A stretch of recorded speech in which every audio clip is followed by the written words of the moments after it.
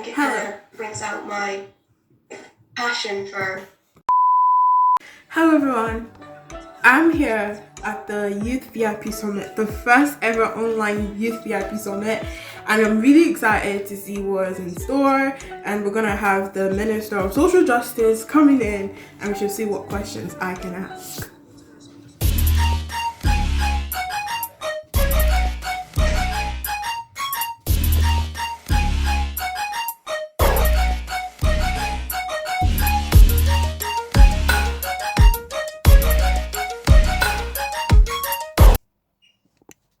Few moments later.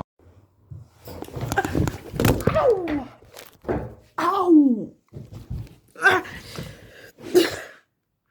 I'm alive.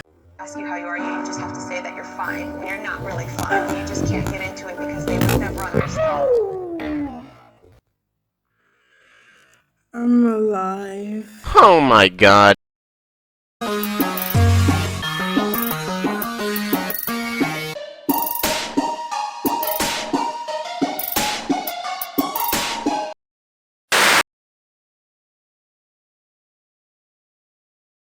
Yep.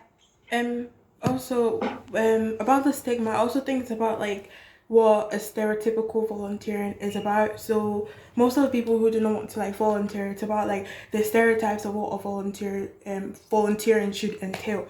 So being a member of the Scottish Youth Parliament, we had to hold like a by-election for one constituency which didn't have any candidates. And to be able to like campaign for people to, you know, put themselves forward to do this, we had to just take them away from their ideologies of what a good volunteer should be, because there's no set criteria for what a good volunteer should be. It's something you get into, and you don't have to do your position exactly how it is by the book. You start to reform it exactly how you feel comfortable, you know, to do it. Like my generation of youth representatives have been doing our campaigns more online. However, over the past years, it have been more in person, you know, going to schools in person and everything else. But you see, this generation of Scottish Youth Parliament members, we've been online, you know, Instagram, Facebook, YouTube, everywhere, just like getting that outreach, doing something different. It wasn't the SYP handbook, but it was something we were able to reform and say this is what we wanted to do. Because if we don't give room for change, then everything's still going to be the same. And if there was never a room for change, then the world would never have, you know, evolved as it is right now. So it's about like taking them away from what a stereotypical volunteering should be. And also in school, I'm a language ambassador, and I didn't want to join language ambassadors because I was like, I'm not good at languages, so why am I going to join this? So it's like when you tell them about this position, when you tell them about the role, you don't have to be good at languages to be a language ambassador. You know, there are other opportunities in the volunteering sector. So it doesn't always have to be, oh, I'm scared to talk to people, or you don't have to talk to everybody.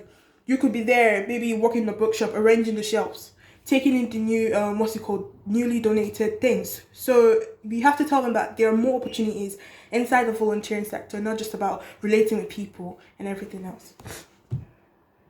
Yeah, no, that's fab. I've actually, posted it down about move away from the stereotypical messaging of volunteering and like what it means to be a volunteer, because I think that showcasing diverse volunteer stories is something that. Thanks. Yeah, I don't know. Does anybody else have any experiences of volunteering when you were younger? Like Zainab with SYP, do you work in groups a lot, or is it more individual volunteering? What's your experience of that been, and what's your preferred approach?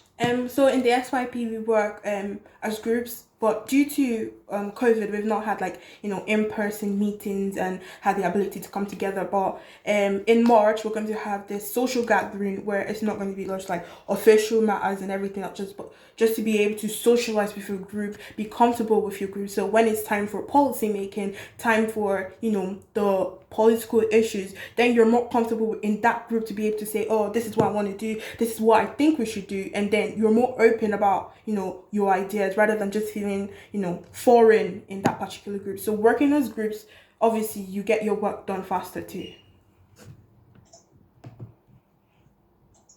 Yeah, absolutely. I think that's a really nice mix that SYP has as well of that balance, and yeah, it'll be good. Oh, it's nice that you're getting an in-person social event soon as well. That's exciting. Yeah. I miss in-person social events.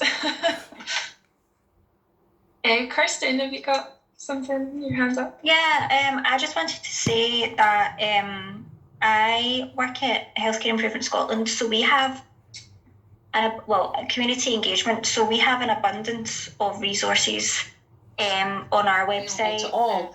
And so a number of youth organisations like Volunteering Matters, Youth Link Scotland and Young Scot formed a consortium to take forward the key recommendations arising from the Youth Volunteering Innovation Project's contribution to the framework. And this summit is really an example of the output from the VIP Consortium and the VIP Legacy Group. I'm glad to hear too that the youth VIP members are well represented in the various strands of work to co-produce the forthcoming volunteering action plan due for publication this summer.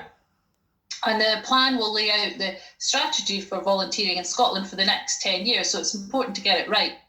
And to put it simply, your voice is important because essentially you are removing barriers to participation in Scottish life, and you're contributing to the creation of a more inclusive Scotland where diverse cultures are expressed and enjoyed and people live free from discrimination. I'll come back to this point in a couple of minutes to talk about a volunteer called Vanessa. So the Scottish Government values the massive contribution that volunteers make to the lives of individuals and communities across Scotland, and recognise that volunteers effectively contribute more than £5 billion to the Scottish economy every year.